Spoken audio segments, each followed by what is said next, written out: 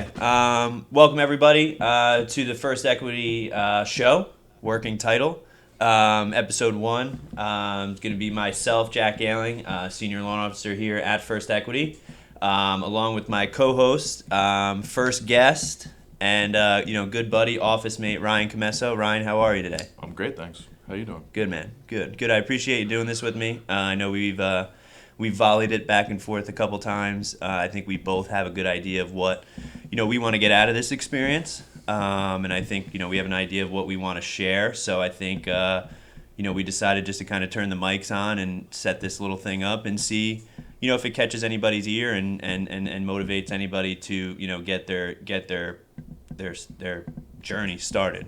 One thing our show is going to focus on, and we discussed it. We're going to be discussing a lot on this show, experience. One big thing that we feel we want to corner in terms of real estate marketing and just information and content is just getting to the story of the people that are doing the investing, the fixing and the flipping, the buying long-term rentals. Maybe we want to hear the experiences of the realtors out there, of the title people, of the lawyers, all these people that are involved in the real estate transaction.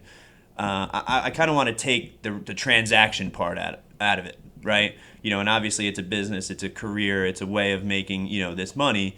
But what I think a lot of these people are using real estate for these days is to change their lives and change the community around them. And I think that's what I'd like to promote on the show. And what better way to start?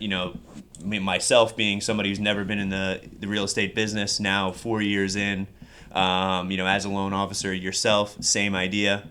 Now 3 years, 3 years and a couple months into your career. So, I guess that's just me saying, I'd like to, introduce ourselves, why we're doing this, why should you be listening to us and all that kind of stuff. And, I'd like to start with your story, here, to get episode 1 started. So, I guess just real quickly, give us a breakdown of you, where you're from, how long have you been doing it? I know I answered that a little bit before, but just give us some background.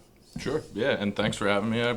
Thanks for setting this up and looking forward to it. I think it's a good idea. I think it's a good platform to show, some people, who we work with and work for and I other community members. We've been very lucky, I think, to be provided a platform to work with a lot of good people and provide a service, like you said, to the community, but also to ourselves. And we definitely want to be there for our borrowers and for our clients, but also it is very much a community and family-based company here. And, like you said, it's not so much about the one-off transaction or the company itself. It's more about, I think, what this is going to show is just the commonalities that you might not have ever thought you had with somebody else who may not have been somebody you would have otherwise crossed paths with.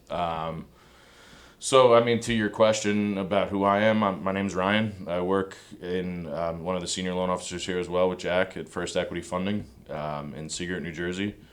Been here, like Jack said, about 3 years, almost there. And was not in the lending space before that.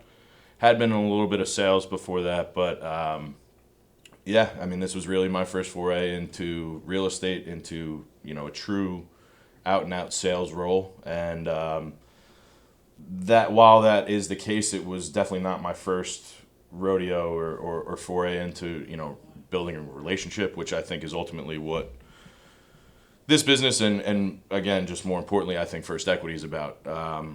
We pride ourselves on who we are more than anything, and that's a big thing. Not what we are so much. What we are provides a good service to people, but I think it's who we are that stands out a lot more than a lot of other things and a lot of other companies. Yeah, totally. The good thing is too is I think we are good about not focusing on the periphery. We focus on what's in front of us and ourselves. Yeah.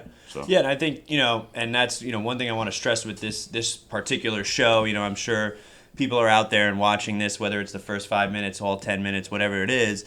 And, there's other stuff out there where, guys are giving you information on how we made $8 million last year, how, I just I just did a loan of $1.5 million for a guy on this beautiful beachfront property and all this stuff. And while all of those successes are great and those should be celebrated, and we will celebrate all that stuff with guests that we bring on and stories that we tell and all that kind of stuff, I think that we want to show on our and on our podcast how the experience from the guy who has zero deals all and working on his first one or his or her first one, all the way to having a full blown 35-year career in real estate, in investment, and I think we are trying to touch all those different types of people and show that these experiences can happen to anybody. And even though, yes, in their career they've made $8 million and they have this wonderful portfolio, they started as somebody just like you that's watching this. And I think that's going to be the most important thing. And I think I want that to, touch people. So there's going to be things that we say on this show being somewhat green, if you will, only 3 and 4 years into our career, having not much, experience prior. Not saying we're bad at what we do. We work hard every day. We make mistakes. We do that. But I think that's going to be an element of our show that where people who are watching, I think, can grasp onto that and continue this journey with us and latch on and come with us. Whether that's super experienced John Smith or never, just starting their first fix and flip project, John Doe. So, getting back to you and kind of the message, I mean, you came on with us, late 2019, and we have a lot of the same contacts just from peripheral, like you said, peripheral people that we know from growing up in the area. And me and you have, 9 degrees of separation. Eventually, we're going to find 2 to 5 to 7 people that me and you know mutually, but we had never met. Right. I personally just getting to know you and you becoming a good friend of mine over the last 3 years. You have a giant heart. You'll do anything for anybody, and you're completely genuine in that sense, right? And I think those are huge staples in what makes you an amazing loan officer. And we share an office, we hear each other go back and forth all day, and I think that your clients really attach to that. Yeah. They can feel that in your sense, and I think anybody in the office can feel that. You know what I mean? And anybody that talks to you longer than 10 minutes. So just talk to me for a second about how you approach the entire process with, knowing, okay, I might not have the most sharpest rate at this time. I might not necessarily, I'm in New Jersey and this customer's in Florida. What's kind of your angle when you're, talking to a customer, but you're not trying to be too salesy, but you're trying to show that you do care and you do have that genuineness behind you? What's kind of your angle or approach when you're doing that? Good question, and thank you. I appreciate that. Because I do. I think we all, again, not just to take it off myself a little bit, but I think we all care, and I think we all align philosophically with that, and that's, proliferated down from the top with John and Christian, and, I think we're very lucky for that. But as far as the mindset and what I'm thinking about or what I'm trying to do when I first talk to anybody or even people that have a relationship with already, big thing is just to listen and see really what it is that people are looking for. And that, if you listen long enough, people will tell you anything you want to know. If you ask the right questions too, I think that's a big part of it as well. But if you're able to and willing to listen as opposed to just thinking about the next thing that needs to be said, I think that goes a long way and it also maybe it has helped me personally, to your point, not being the most savvy or experienced loan officer. I think it's you can stand out in other ways if you're paying attention and can pick up on some things that maybe they didn't even know that they were relaying over to you. So I think that's a big thing, and at the heart of it, I come from a big family. I've been very blessed for that, and a lot of good people to be surrounded with from a very young age, and I think that's part of where we come from naturally. I think we're very, very lucky for that that experience and that upbringing. So all of those things coupled together, like I said, more than anything, I enjoy the relationship side of things. You'll hear it all the time on the phone with us. Obviously, Right. you say it all the time, and that's that we say it because we mean it. Yeah. And I just looking forward to keeping that going. And what's been cool, to your point about like talking to somebody in Tampa or Florida or New Orleans or wherever the case may be, is now starting to see and establishing very deep rooted relationships in those areas and finding avenues to help them connect with each other. Yeah. That me. And Christian, I, don't I wanna think, cut is you very off. good at that. Yeah, and I don't want to cut you off, but that's already in my chamber of questions for you, because I think that's one of the most amazing things. One of the most amazing things that has come to fruition over these last 2 years has been that outreach and how you've procured that business in those two areas, whether that be Tampa, Florida, whether that be New Orleans. And before we get deep into the weeds of both of those, how you've done that and all that stuff, I mean, we are newer. We are not these 10-year guys. We're also not these 1-year guys. We're kind of somewhere in that middle range where we're late 20s, early 30s, finding our way. Married, getting married, both of us. The whole nine. When you're a brand new loan officer with a company, whoever it may be, and whether that be conventional or investing, for a brand new loan officer, no experience, how much of your past and your past experiences with work and all that stuff came into play with your new job and your new now career as a loan officer, and how did you parlay that into now getting your life started, your career started, using your local network, using your all these different things? Kind of what was your plan of attack those first, let's call it 6 to 12 months of your career? And then I really would love to pick your brain about the New Orleans stuff, but I just wanted, just for maybe a newer person out there that's catching on with us, knowing that both of us didn't have much experience, maybe they don't either, how did you lean on where you came from, who you grew up with, your local network, to kind of expand and build the start of your business? Good question. Again, I guess I have somewhat of a similar answer. Like, I think the big thing here, at least it sounds redundant, but it's true. We have a good team here, and we're lucky to have experienced loan officers much beyond ourselves. And not only are they experienced loan officers, but they're experienced investors too. And yes, our principals, John and Christian, but also Anthony and Corey, have been integral in helping me personally become who I am today from a professional side of things. And a lot of that is, they're willing to let us sit down. And we do this now with the younger guys and things like that. And still I'll sit with Corey and Anthony or John and Christian and ask questions. I mean, it happens every day. But that's my natural tendency to want to learn and know as much as possible about things, but also then having the ability and then the framework here within our office to have those resources at our disposal, I think has been a huge advantage, Right. and probably something that doesn't happen often in terms of the bigger institutions and the bigger lenders, where it's more of a shut up, dial, do what you got to do, and just mess it up until you figure it out kind of thing. Right. There is certainly a you do need to take some action in order to get that experience, but there was a lot more of a soft landing here, and an environment that allows you to grow. Yeah, For me. and we came in the same year, same similar atmosphere, and I think that going to guys that are seasoned in the business, asking those questions, just sitting around in the background, being a fly on the wall, hearing those things, I think that helps to the highest degree.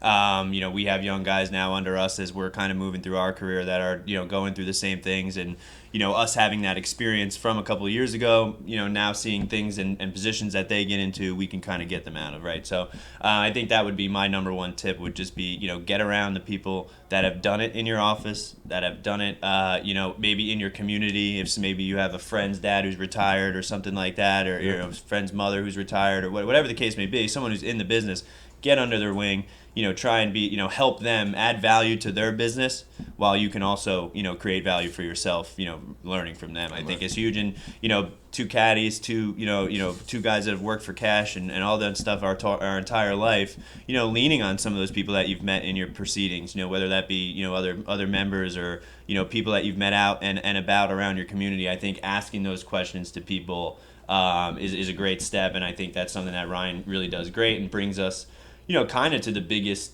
part of this conversation I wanted to have, because you're not somebody who's just going to open up a shell and talk feelings and talk thoughts and all that stuff, which is fine.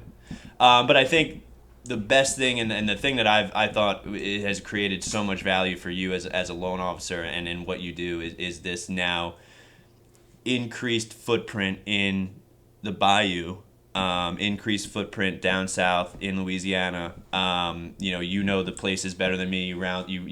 You rattle them off on the phone like you've been down there for 10, 12 years. But I'm not going to tell the story for you, but I'd like you to really kind of give us the background and the story of how you got down there, the steps that whatever the chances that it was to get down there, how you've procured that business, and what it's kind of done for you as a loan officer and for your own business. For both those things. Just kind of give us that background story on Ryan Commesso, the Bayou lender. Listen, first and foremost, New Orleans is the best, I think personally, one of the best cities in the country. I know you haven't been there yet, but definitely we'll have to get down there. It's just, the people, the food, the music, everything about it is just amazing. But having had that experience and exposure to the city as a younger kid, I was a freshman in college the first time I was in the city, and that opened my eyes. It was right after Katrina, so there was a lot of things that were going on there, and just had a lot of different thoughts about the city, but always was so attracted to the music, and then finally got down there and met the people and the food, and fast forward to working here, and had the opportunity to start speaking with an Australian guy named Steve Keary, who we'd like to have. I'm sure Steve will be joining us on the podcast. Would love to get Steve on the pod for sure. But knowing Steve and worked with Steve, and I would say became friends with Steve for the better part of a year and a half at this point, through a number of different things that you're talking about. Obviously communication is key, and we always say that, but it is true. But the other side of it, and what you're alluding to, is just being able to go down and see these people. And again, that does come from up top here, and we are lucky for that. But the empowerment that we have to be able to go and see the people that we work with. You don't have to get on a plane and go to Louisiana to meet your clients. Right. But where I was lucky to meet this individual and then now expand that network, it was worthwhile. And it had... maybe was a little bit of a biting off more than I can chew in terms of did the business I was doing at the time that I went down there first justify me traveling down there? Probably not. But everything that's happened since then has made it worth it tenfold. And 100%. That's where I think if you put that upward investment in yourself and what you believe in and things that you truly think are valuable, you can reap the benefits of it, whatever that may be. And if you're genuine in those attempts, right? Sure. And I think that the difference, and one thing that you're leaving out with the Steve Keary thing, who again, that invite's better be going out to him. Steve will that'll be a great episode. But he just bought a gun recently, so he's super excited. He's moving into other endeavors. Right. So, I just think that you taking that risk and putting yourself out there and traveling to this place where a borrower, right? One person down there, you've maybe worked with his title guy, you've worked with, whoever, but you're going down there with the attempt of, I have one person in mind that I want to say hello to and do this. I'm going all the way to Louisiana from New Jersey, and I'm going to have this experience, right? And, for all intents and purposes, what could happen there, right? Like anything could happen, and it could either go so well, you guys, just like you do on the phone, you guys sound great together, you have a great connection, or it could go horrible and you offend him somehow or something like that. So the risk there is amazing. Or your rental car could take 2 hours from Bingo. the land, and you could essentially almost miss the meetup. Right, the night that you were invited to. That was essentially maybe moved around a little bit to facilitate you. You could miss that. Right. That didn't happen. We didn't miss it, but the rental car. But that's those are the risks, right? And immediately. And Steve was cool. I forget again. Right, exactly. But you meet Steve, you go to these meetups, you go to his RIAs that he's a part of down there, and now it's not only this opportunity of I've met Steve, but Well, now I've Steve met was just the door opener. and not in a negative way, but just the In a amount of great way. opportunity, yeah, and that you showing your genuineness and your big heart of like, you know what, Steve, you have given me enough here. I'm gonna show the respect. I want to come down here. I want to look you in your eye. I want to thank you. I want to shake your hand. For everything you've given to me. I think that's just it goes a long way. And as much as a newer loan officer wants to just grab as much business as he can right when when you start or she can, whatever the case may be. I think taking that extra time with and connecting with people, increases your business tenfold because it shows your personality, it shows what you're about, and then they're okay, giving you business from other people and all that stuff. It just continues to cement that about you and that quality of value. And as soon as you got back and your phone started to ring, I immediately in my head I'm pointing at different spots all over the map over the U.S. because there's a lot of people that you'll meet on this show, who we've already lined up, shows with that mean a lot to me, that have given me a great opportunity here with trusting a young kid, didn't know what I was doing with their life, with their career, with their real estate portfolio. And that means a lot to me. And that's kind of the point of the show is to kind of give back and put these people in the spotlight, put them on a showcase, somebody like for yourself who's in this business. And yes, for every 5 and 7 and 9 great LOs, there's 2 and 3 bad guys, right? You're here and you're a co-host of mine, and because of just the conversation that we can have and the opportunities that we can give each other. But I just think that you're one of the best. You're a genuine cat, like I said, heart of gold, massive heart. But again, I think that New Orleans connection and you having that deep-rooted love for the city ahead of time, and then just having that open door to get down there. Yeah, man. I mean, how many conversations a week do we have of you opening an office down there now at this point? No, it's true, and let me be clear. Steve is wholly and entirely our introduction to the area and to that network and that market, but that's and not to take anything away from Steve, but quite the opposite to just show how important and integral he has been for me personally. Like, it's opened doors for a number of different referral sources. Gentlemen like Bob Norton, a guru in terms of an accountant down in the area. A woman who is just an absolute stud in Courtney Frick, who is, close to our age, but has a wealth of knowledge in terms, not only real estate, but just a number of different areas of life that you really can't put a price on.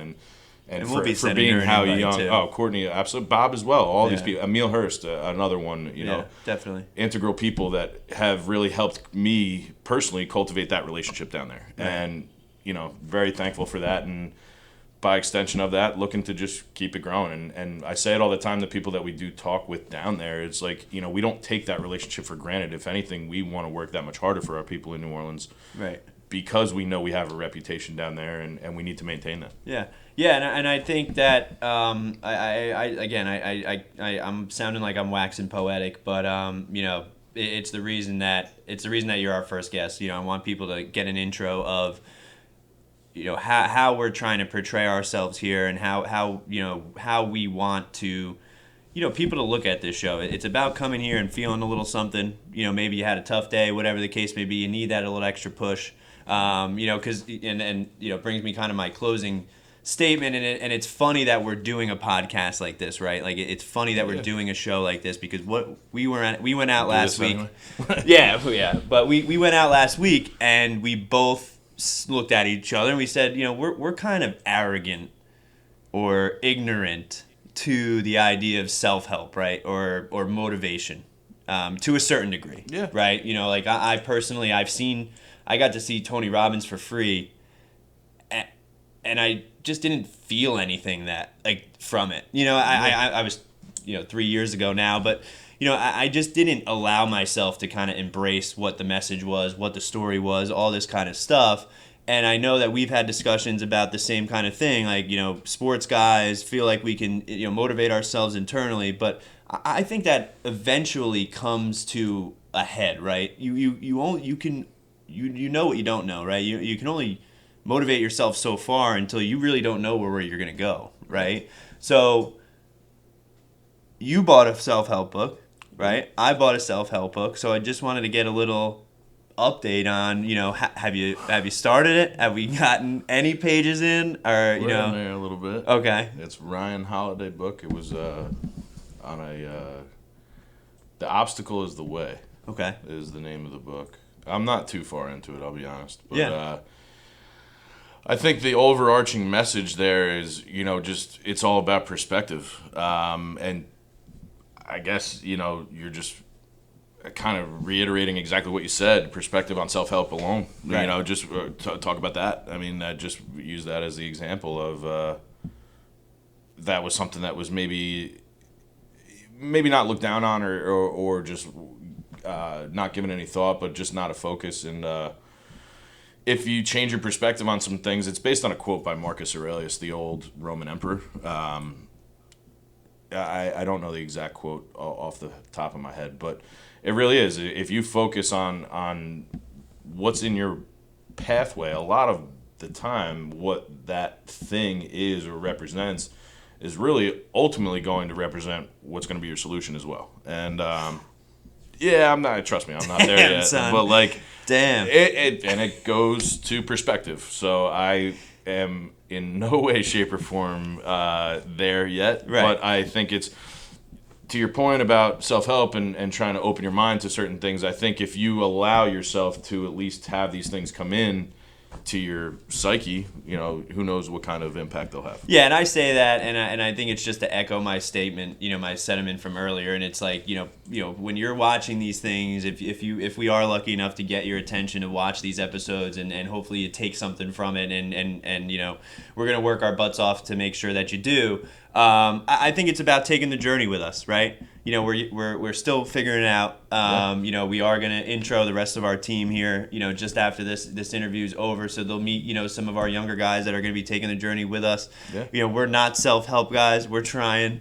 Any comments, and I think any suggestions for right? any self-help recommendations, books. We'll exactly. Take the steps with us. Take Podcasts. the journey with us. We're gonna try and we're gonna get some really strong guests on here. People from all different walks of life, all different backgrounds. We'll take recommendations for those individuals. Again, yeah, we're going to absolutely be setting up a Gmail for the show. And we'll be, displaying it throughout the show for, any suggestions that you have, comments, scenarios. Please, anybody that that's in real estate that you'd like to share their story, where they came from, and how great they're doing right now, and all that stuff. Please, this show is going to be completely interactive. We're really going to lean on you guys for that, feedback and all that stuff. We're going to read questions, I believe. We're going to try and do a Friday episode. Where we answer a lot of mailbag questions and stuff like that. So, please be interactive as we can. Just for the closing of this interview, I just with you for this segment, I really appreciate you coming on and kind of starting this with me. And we're gonna kind of see how it goes. But now we'll introduce the cronies behind the camera. We got beautiful faces behind the camera. Yeah, we got 3 people with us that are kind of taking the journey with us. We have our tech guy and our I would say call him our executive producer. Although that Without title question. may very much go to his head. We got Brandon Bates with us. Yep. Thank you. And then we have 2 new loan officers with us. One being our direct assistant, James McAlary. How's it going, everyone? James. And then Vin Renna, who's coming on and he's came on like me and you. He wanted to kind of just sell on his own. He came from a real estate brokerage background, and he wants to do it on his own. And we're fired up to have him, and he's going to be joining us on the mic as one of our background boys as well. Thanks, boys. Appreciate it.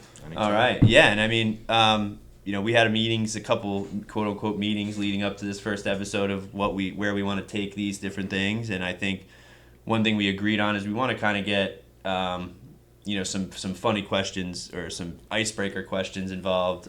We want to get some current events involved. So James, we'll take an icebreaker question first from James, which these will most likely start leading off our interviews, right? When we're talking with borrowers, we're talking with people that we'll have interview. We'll most likely lead off with one of these, and then I think Vin will follow up, or even James as well will follow up with maybe a current event in the real estate day to day, and we'll give our comments on it. And again, grain of salt with those comments.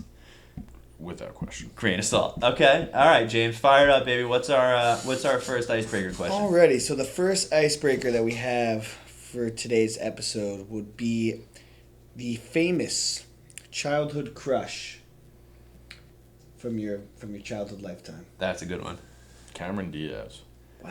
That was about as fast of an answer as you're going to have there, You folks. knew exactly what you were doing. You said it before. I thought He said the question before, so True. I had a feeling that was going to be the one. But yeah, Okay. Cameron Diaz was a fox. Man. Yeah. Probably yeah. still is, to be quite honest. And you were... Not that my wife's not. Don't get me wrong. Yeah, She's ouch. the real Ouch. goat. But You were 7 when The Mask came out?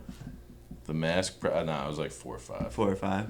But I mean, that's... there's always something about, or there's Something something about About Mary. Mary, yeah. That was the one. That was like prepubescent. Brian was There like, you yeah, go. that was the one. All right. Yeah, I mean, mine's Jennifer Love Hewitt. Thought you were gonna say J Lo because No. she was up there too. I thought Jennifer Love Hewitt was like one of the most beautiful women of like all time. She was. I remember there She was was cute. She was just wholesome, all American girl. the library had like a book of like just Jennifer Love. It was just about her life. It was this weird like scholastic book. I was all over it. I was like, yep, that's who I love. I'm absolutely in love with her. Yeah, Jennifer Love Hewitt would be All my right, quick, answer. you two. Go ahead, James. Let's go. James, what do you got? Fire it off. Now these guys grew up in a different era, so these names are gonna be. I think my girl's older than both those. I'm going Jennifer Aniston. Whoa. Love it. Okay. Childhood crush for sure. Love it. Okay. Hated friends, but loved her. All There you go. That was going to be mine, so I'm gonna have to switch gears here, and I'm gonna switch it up to someone who was mentioned earlier, little Jennifer Lopez. A lot of Jennifers. J-Lo. today. Okay. J Lo was a. J-Lo's she was a good fox. Yeah. Yeah, Still J-Lo's is. a- Rando, how about you? I know you don't have a mic, but we can pick something up. I'm gonna change it up. Jessica Simpson, Dukes of Hazzard. Wow, There you go, I Dukes of like Hazzard. that. There you go. That's Those a good boots one. were made for walking. And just she so you know. had her show on MTV. Nick and Jess or Yeah. whatever. Yeah, when she called the chick. 87,000 degrees. Yeah, when she thought tuna was the chicken of the sea. Remember that? That's right. That was like one of the original. It is the chicken of the sea. That was like one of the original viral videos. Yeah. Before like viral videos were a thing, was Jessica Simpson and the tuna thing. But all right, yeah. Another thing that'll be unpacked is Jack's love of the internet over the course of this podcast. That is Which true. does not ever lose, by the way. All right, so you had. Who was your lady? Cameron Diaz. Cameron Diaz, Jennifer Aniston, Lopez, Yeah. Love Hewitt, and Simpson. That's a pretty good 5. That's a championship Is that winning 5 team. J's? What? Right? 5 J's? No, Cameron Diaz. Cameron. No, but I would say that's a championship winning team in most sports. That's a good starting 5. That's a great starting 5. All right, so we move to a. Halle Berry was another one. James has pulled up a new Halle Berry. Yeah. James has Swordfish. pulled up a Wall Street Journal article for our current event today. New York City condo sells for $55 million in one of the city's biggest deals of the year. It's a one full floor unit closed for $55 million. It's one of the most expensive to close in the city so far this year. That's just this year. That's just they're this year. saying That's- $55 million was just the close to the city's most expensive. Close to the city's most expensive. In Oh, the it looks city like they got this a year. deal. It was listed at $62.5 million. That's right. Yeah. Can you believe that? Let's scroll through some It's a pictures 10% here. Yeah, reduction. absolutely. So this is full floor apartment. So when you're talking, you get the entire floor of that apartment building is your condo now. I'll tell you what, that fireplace is insane. There's multiple. Insane. Use the Central $55 Park. It million. better have views of Mars. Wow. So right now we're looking at a picture of, I'm guessing this is the indoor pool. It has its own. Oh, the building has a swimming Yeah. pool. This is the pool for the swimming. Now my question here is. This is the pool for the It swim. is the pool for the swimming. Yeah, sorry. My question here is, I'm paying $55 million to buy this floor of this There better apartment be building. one of those. Am on I every floor. walking? Am I walking to this to this pool? Condo pool? Yeah, Like, is is if I'm Mrs. Jones gonna yeah. be like out there tanning? If I'm in this $55 million pool, is there other people in this That's pool? what I'm. Yeah, no, I don't know. No. Put it That's this way: if I had $55 million, it wouldn't be spent on a condo in the city. It would not be. Which you would need a lot more, I guess, than $55 million to make I that mean, work. But the Crown Building, it looks unbelievable, absolutely unbelievable. But I cannot get past the idea of a public pool in my $55 million apartment. I have to agree with you. I mean, and is there any talks of a rooftop? Doesn't look like it.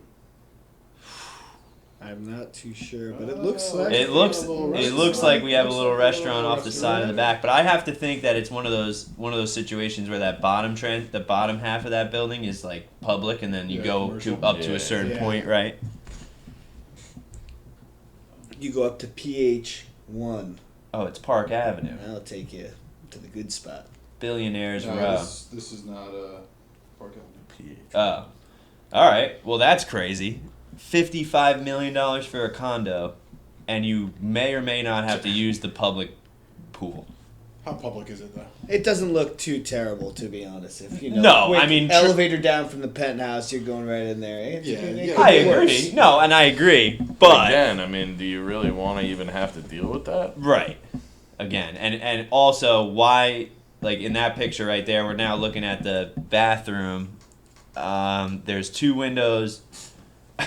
So there's a tub in the middle of the room, but the view for that tub is right into the concrete wall. But to the left of the concrete wall and to the right of the concrete wall is the windows. Like, wouldn't that just have made That sense doubles to make as a that window, all actually. That'd be sick, actually, if they made that transparent. right? They Because didn't. I'm sitting in that bathtub, I'm looking right ahead, I'm staring at a stone wall. I think we're nitpicking. I think we are too. I think we're getting. I think it's Something that none of us will ever. Yeah, ever there's a lot of- Walk maybe. into. I think there's a Oh, lot you of never know. jealousy and a lot of, especially coming from me, for sure. It's all right. Quite the setup here in the living room, though, I must say. Little chessboard. It looks like a Netflix movie. Yeah. I mean, It is a rendering. So, it's yeah. Okay, that makes sense. It looks exactly like a like the red. a Netflix movie. Yeah. Yeah, like the Red Notice one Red they had. Notice, there it is. Yep. All right, what else we got? We got a couple more icebreakers. Anything else going on in real estate news on the WSJ? Let's see. Let's see what we can get going here. Because I think I just have to think if I'm gonna put out that much money and I'm not gonna have an own personal pool. This seems pretty good. The Conjuring House. You want to hear something funny? Conjuring's Patrick Wilson, right? Is that right, Brandon? Okay. My cousin was Patrick Wilson's son's teacher from like 1st grade to 3rd grade. Patrick Wilson, one of the best guys in the business. Really? Yeah. Don't know if I know who that is. Actor, pretty famous actor, right? You start a Went new tab. to Pull up college a pic- with a guy named Patrick pull up Wilson. pull up a Patrick Wilson picture. This guy is from a secondhand account. One of the A1 guys. He was always helping out with the school activities and stuff. He was always doing stuff. This guy's apparently A1, dude. A1. Okay. Good for him. But yeah, the Conjuring House. That's another one. And how much did that sell for? 1.52. Again, 1.5 million. You're paying 1.5 million for permanent nightmares, right? Mm-hmm. I'd say so. Yeah. Again, much like I know Permanent we're talking a nightmares. little bit of a different scale here. Yeah. But while I would not spend $55 million on a penthouse condo in New York City, I would probably spend even less of. I'd say there's even less of a chance that I'm spending $1.525 million on a murder house in Rhode Island. Right. And I with mean, questionable Nazi-esque No, like I wouldn't. decor. What's the eagle on the? Those Yeah. aren't Eagles. I don't It's think those are sorry, the TV's far away. No, I think you're good there. I agree. I mean, I think this is a clear museum purposes, right? I mean, you have to be buying this to use it for. Use it as a commercial type thing. I'd be interested to read that a little bit more. It sounded like the sellers had some specific criteria that they were looking to vet people out who they sold it to. I mean, those dolls, the Raggedy Ann dolls, wasn't that the whole point of the movie series? Movie, I think so. It was a haunted doll. I think wasn't so. it? I honestly never even seen the movie. Conjuring? Right? No. Oh. Annie. I don't know what that is. That's I am so out on the horror genre. The Ouija board. Just spooky all Yeah, around. dude. The And Ouija there's- boards. and there's I mean, come on. multiple- The Ouija board. Nobody actually really believes This that is shit, set right? up. Yeah, I mean, I'm Everybody looking at just these moved pictures. it around to what they wanted it to see. Definitely. Who's your crush? Just move Right. it to the sea for Yeah, Cameron exactly. Diaz. You know. There you go. Easy as that. That's a great tie-in there. Great tie-in. Like that. Yeah, I mean, these pictures are even worse. They're terrifying. The pictures are terrifying. Why is that chair there? And what is that for? Where is that? The Yeah. basement? That's the basement. Oh, The there's home, cobwebs? the home cellar. Nope. It has to be a paranormal. I'm thinking paranormal talk, like tour thing, right? Like come see our murder house. I would assume Owners so, Jen yeah. and Corey are selling the home, which was ran as Is a that our paranormal Corey? Okay, investigation all right. business. Took the words right out of our mouths. Yeah, it does look like our Corey.